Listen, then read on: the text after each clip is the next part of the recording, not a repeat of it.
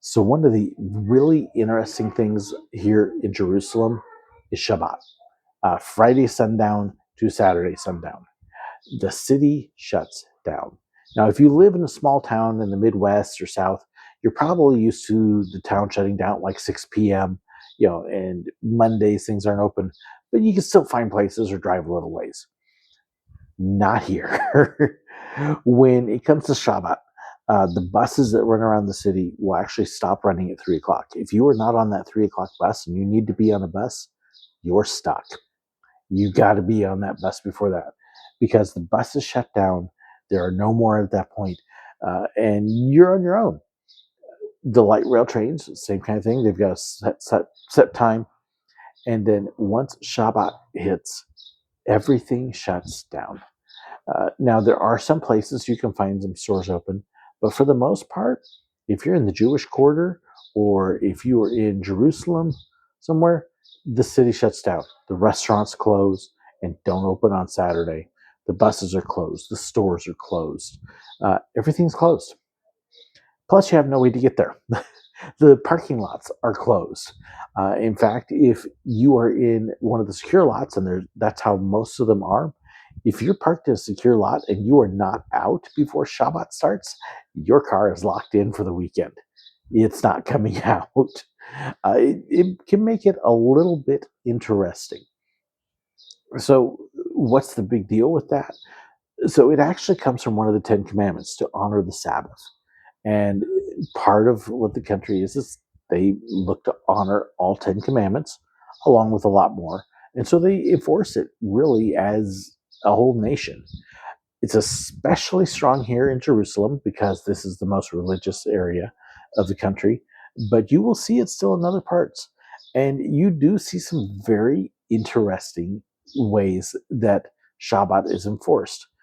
So, for example, the very first time we were here, we were staying at a hotel called the Leonardo in Jerusalem. It's about a 5-minute walk from the old city. And the elevators, it's a tall building. It's like 20 some odd stories, I think. The elevators were actually programmed specifically for Shabbat that you did not push a button. It would stop every single floor on the way up and then do it again on the way down automatically so that you didn't have to push a button and violate the Sabbath. And you see a lot of things like that. You can go for a short walk. The western wall is typically open, but much of the rest is not. It's quiet, stores are closed, and it's meant for you to have a time to spend with your family, to rest, to recuperate, have a nice dinner, and enjoy it, to take a break and Sabbath.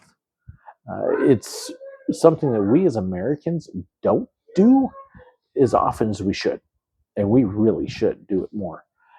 It's an enforced break every week. It's just kind of different when you're ready to go out and, hey, I'm hungry. Let's go get a bite to eat. Oh, it's Sabbath. Nothing's open. Literally nothing.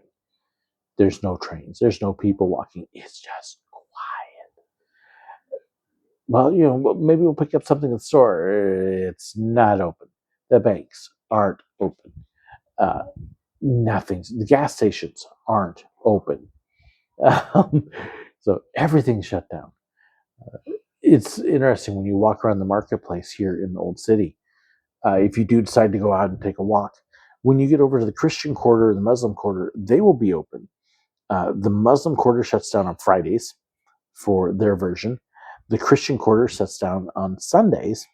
So one part of the old city will be open and have businesses going every day. But there's a part shut down 3 days a week. And you get in there and there's just nobody there. All the stores are locked up. Everything's closed. And you're kind of like, wow, this is different. Very different. Each section focuses on keeping the rules of their particular faith and honoring that. It's kind of a neat thing, honestly. I think it's kind of cool that everybody does their best to honor their faith in that way. And it makes you think a little bit about what you want to do and and also perhaps realize, maybe a Sabbath isn't a bad thing.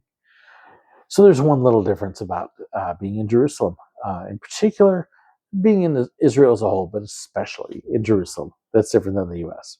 So thank you as the sun goes down and gets dark here, and we get ready for a long night. Yeah, there'll be another video about that. Be sure to check out our fun time during the war overnight. Thanks so much for watching. God bless.